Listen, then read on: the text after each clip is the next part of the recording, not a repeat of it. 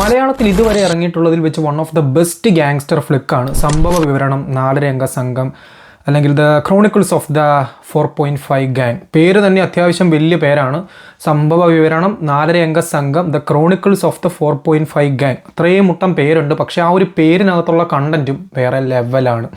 അമ്മാതിരി രീതിക്ക് കൃഷാന്ത് എന്ന ഡയറക്ടർ നമ്മുടെ മുന്നിലേക്ക് എത്തിച്ചിരിക്കുന്ന ഒരു വെറൈറ്റി ഗാങ്സ്റ്റർ ഫ്ലിക്ക്. അങ്ങ് താഴെ തട്ടിലുള്ള കുറച്ച് ചെറുപ്പക്കാരെല്ലാവരും കൂടെ ചേർന്നുകൊണ്ട് അത്യാവശ്യം വള്ളിക്കേസുകളും വള്ളിക്കെട്ടുകളൊക്കെ പിടിച്ച് വലിയ ഗുണ്ടാ തലവന്മാരായിട്ട് മാറുന്ന ഒരു കഥയെന്ന് വേണമെങ്കിൽ ഇതിനെ പറയാൻ പറ്റും. പക്ഷേ ഇതിനെ പ്രസന്റ് ചെയ്ത് വെച്ചിരിക്കുന്ന രീതി അന്യായമാണ്. കഥ തുടങ്ങുന്നത് നമ്മുടെ സഞ്ജു ശിവറാം എന്ന് പറയുന്ന ആക്ടറിലൂടെയാണ്. ആൾ അവതരിപ്പിക്കുന്നത് അരിക്കുട്ടൻ എന്ന് പറയുന്ന ഒരു ക്യാരക്ടറിനെയാണ്. അരിക്കുട്ടൻ എന്ന് പറയുന്ന ക്യാരക്ടർ മുംബൈയിലേക്ക് വരുന്നു. മുംബൈയിൽ ജഗദീഷ് അവതരിപ്പിക്കുന്ന ക്യാരക്ടറിൻ്റെ അടുക്കിലേക്കാണ് വരുന്നത്. കാര്യം എന്താണെന്ന് വെച്ച് കഴിഞ്ഞാൽ, നമ്മുടെ അരിക്കുട്ടൻ്റെ ഒരു ബയോഗ്രഫി എഴുതാൻ അദ്ദേഹത്തിന് താല്പര്യമുണ്ട്. അപ്പോൾ ആ ബയോഗ്രഫി എഴുതാനുള്ള ഓതറായിട്ട് അല്ലെങ്കിൽ റൈറ്ററായിട്ടാണ് ജഗദീഷിനെ സമീപിക്കുന്നത്. ശേഷം ജഗദീഷിനോട് തൻ്റെ ജീവിതകഥ, അതായത് ഒരു താഴെ തട്ടിൽ നിന്ന് എങ്ങനെയാണ് ഒരു ഗാങ്സ്റ്ററായിട്ട് മാറിയത് എന്നുള്ള കഥ അരിക്കുട്ടൻ ജഗദീഷിൻ്റെ ക്യാരക്ടറിൻ്റെ അടുത്ത് പറയുന്നു. ഇവരുടെ സംഭാഷണത്തിനിടയ്ക്ക് അല്ലെങ്കിൽ ഈ സംഭവം വിവരിച്ച് പോകുന്നതിനിടയ്ക്ക് ആ ഒരു 4 അംഗ സംഘത്തിന് എന്ത് സംഭവിച്ചു എന്നുള്ളതാണ് ഈ ഒരു കഥ നമ്മുടെ മുന്നിലേക്ക് എടുത്തു വെക്കുന്നത്. നമ്മുടെ വടച്ചെന്നൈയുടെയൊക്കെ ഒരു മലയാളം കോമഡി വേർഷൻ എന്ന് വേണമെങ്കിൽ ഈ ഒരു സാധനത്തിനെ പറയാൻ പറ്റും. കാരണം ഇതിലെ ആ ഒരു ക്യാരക്ടേഴ്സിൻ്റെ ആദ്യമേ തുടങ്ങി, അതായത് അവരുടെ കുട്ടിക്കാലവും അവർ പഠിച്ചു പോരുന്ന കാലവും ആ ഒരു സംഭവങ്ങളിലൊക്കെ തുടങ്ങി ഇങ്ങ് ഇവർ വലിയ ഗുണ്ടാ തലവന്മാരായിട്ട് മാറുന്ന പോയിന്റ് വരെ ഈ ഒരു സീരീസ് നമ്മളെ കൊണ്ടുപോകുന്നുണ്ട്. ഇതിൻ്റെ ഇടയ്ക്ക് ഇവരുടെ ലൈഫിൽ നടന്നിട്ടുള്ള ഒരുപാട് പ്രധാനപ്പെട്ട ഇവൻസിനെയൊക്കെ കാണിച്ചുകൊണ്ടാണ് പോകുന്നത്. ഇതിൽ ഏറ്റവും എടുത്ത് പറയേണ്ട കാര്യം ഇതിൻ്റെ മേക്കിംഗ് സ്റ്റൈലാണ്. കൃഷാന്ത് എന്ന് പറയുന്ന ഡയറക്ടറിൻ്റെ മേക്കിംഗ് സ്റ്റൈൽ എന്താണെന്ന് നിങ്ങൾ ഒരുപാട് വട്ടം കണ്ടിട്ടുണ്ടായിരിക്കും. കാരണം ഒരു സാധാരണ രീതിക്ക് സംഭവങ്ങൾ ക്രിയേറ്റ് ചെയ്ത് വിടുന്ന ഒരു പാർട്ടിയല്ല അങ്ങേര്. ഇപ്പം പുരുഷപ്രേതവും ആവാസവ്യൂഹവും ഒക്കെ എടുത്ത് നോക്കുകയാണെന്നുണ്ടെങ്കിൽ മനസ്സിലാകും, തൻ്റെ സിനിമയ്ക്കകത്തെ എല്ലാ കാര്യങ്ങൾക്കും ഒരു യൂണീക്നെസ് കൊണ്ടുവരുന്ന ഡയറക്ടറാണ് അദ്ദേഹം. അതായത് നമുക്ക് എല്ലാ ഡയറക്ടർമാരിലും കാണാൻ പറ്റുന്ന ഒരു എലമെൻറ്റ് ഇദ്ദേഹത്തിൻ്റെ പടത്തിനകത്ത് കാണാൻ പറ്റത്തില്ല.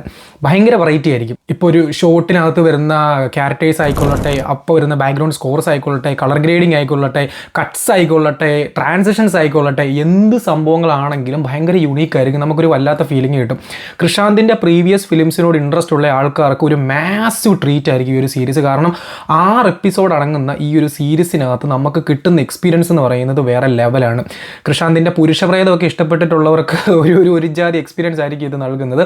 കാരണം വളരെ ഗംഭീരമായിട്ട് സംഭവം സെറ്റ് ചെയ്ത് വെച്ചിട്ടുണ്ട്. ആ ഒരു 4 അംഗ സംഘം എന്ന് പറയപ്പെടുന്ന 5 പേർക്കിടയിൽ നടക്കുന്ന കാര്യങ്ങളൊക്കെ വളരെ ഗംഭീരമായിട്ടാണ് കാണിച്ചു പോകുന്നത്. അവരുടെ കെമിസ്ട്രി ആയിക്കോട്ടെ, ഇവരുടെ പെർഫോമൻസുകളായിക്കോട്ടെ, എസ്പെഷ്യലി സഞ്ജു ശിവറാം അന്യായ പെർഫോമറാണ്. അണ്ടർ റേറ്റഡ് എന്ന് വേണമെങ്കിൽ പറയാൻ പറ്റും. ഓൾറെഡി 1000 ബേബീസിനകത്തൊരു കിടിലൻ ക്യാരക്ടർ ചെയ്ത് നമ്മളെല്ലാവരും ഓർത്തിരുന്ന ഒരു ആക്ടറാണ് സഞ്ജു ശിവറാം. അവിടുന്ന് ഈ ഒരു സീരീസിനകത്തോട്ട് വരുമ്പോഴും അദ്ദേഹം വേറെ ലെവലായിട്ട് പെർഫോം ചെയ്തിട്ടുണ്ട്. ഒരുപാട് നല്ല ഫ്യൂച്ചറുള്ള ഒരാളാണ് അദ്ദേഹം. കാരണം ഇതിൻ്റെ ക്ലൈമാക്സ് സീൻസിലൊക്കെ ചില മാസീവ് ഷോട്ട് ഉണ്ട്. അതായത് ഇങ്ങനെ നല്ലപോലെ പെർഫോം ചെയ്ത് പൊളിച്ചെടുക്കാൻ പറ്റിയ കുറച്ച് സീക്വൻസ് ഒക്കെ ഉണ്ട്. അന്യായ ലെവലിൽ പെർഫോം ചെയ്ത് വെച്ചിട്ടുണ്ട്. ഇതിൻ്റെ ലാസ്റ്റ് എപ്പിസോഡിനകത്തൊരു ഷോട്ടുണ്ട്, ഇങ്ങനെ ഫോക്കസ് ചെയ്തിട്ടുള്ളൊരു ഷോട്ടുണ്ട്. എന്താ സ്വാഗ്, എന്താ പെർഫോമൻസ്, ആ ഒരു നോട്ടം ഉണ്ട് പുള്ളിയുടെ. അതൊക്കെ കാണുമ്പോൾ തന്നെ മനസ്സിലാകും നല്ല കാലിബർ ഉള്ള ആളാണെന്ന്.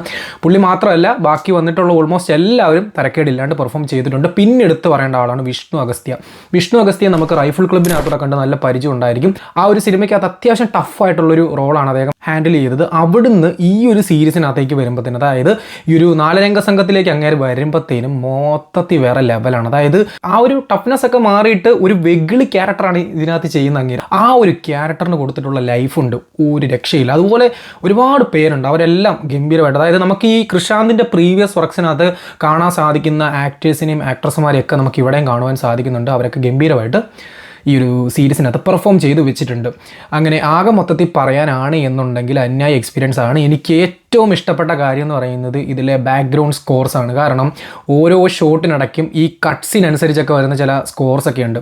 ഭയങ്കര രസമാണ് കേട്ടിരിക്കാൻ. എനിക്ക് കൃഷാന്തിൻ്റെ സിനിമകളിലും സീരീസിലും, ഇപ്പോൾ ഈ കണ്ട സീരീസിലൊക്കെ ഏറ്റവും അധികം ഇഷ്ടമുള്ളൊരു കാര്യമാണ് ഒരു സീനിനകത്ത് നമ്മൾ ഒരു തരത്തിലും എക്സ്പെക്റ്റ് ചെയ്യാൻ പറ്റാത്ത തരത്തിലുള്ള ചില ബാക്ക്ഗ്രൗണ്ട് സ്കോർസ് ഒക്കെ കൊണ്ടിടുക. ഇപ്പോൾ ഇതിനകത്ത് തന്നെ ഒരു പർട്ടിക്കുലർ ക്യാരക്ടറിനെ അവതരിപ്പിക്കുമ്പോഴത്തേനും അദ്ദേഹത്തിൻ്റെ ബാക്ക്ഗ്രൗണ്ട് സ്കോർ എന്ന് പറയുന്നത് തുമ്മുന്ന ഒരു സാധനമാണ്. അതായത് ഹാച്ചു എന്ന് പറഞ്ഞ് തുമ്മുന്ന ഒരു സാധനം ഉണ്ടല്ലോ, അതൊരു ബാക്ക്ഗ്രൗണ്ട് സ്കോർ ആക്കി ഇട്ടേക്കുന്നത്. അതിന് ചില ഷോർട്സിലൊക്കെ കൊടുത്തിരിക്കുന്ന ചില സംഭവങ്ങളൊക്കെ ഉണ്ട്. അതൊക്കെ നമുക്ക് ഭയങ്കര രസത്തിന് കണ്ടിരിക്കാൻ പറ്റും. ഒരുപാട് നല്ല കോമഡീസ് ഉണ്ട്.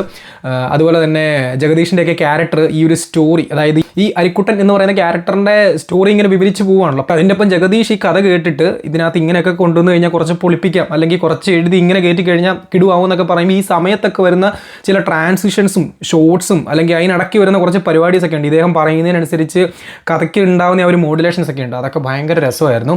അങ്ങനെ വന്നവരും നിന്നവരും പോയവരും ഒക്കെ അന്യായമായിട്ട് പെർഫോം ചെയ്തപ്പോഴത്തേനും എനിക്ക് പേഴ്സണലി ഫീൽ ചെയ്തത് ഞാൻ ഇതുവരെ മലയാളത്തിൽ കണ്ടിട്ടുള്ള ഏറ്റവും ബെസ്റ്റ് സീരീസ് ആയിട്ടാണ്. ബെസ്റ്റ് എന്ന് പറഞ്ഞു കഴിഞ്ഞാൽ ബെസ്റ്റ്, അതിനപ്പുറത്തേക്കായിട്ട് ഒന്നും പറയാനില്ല.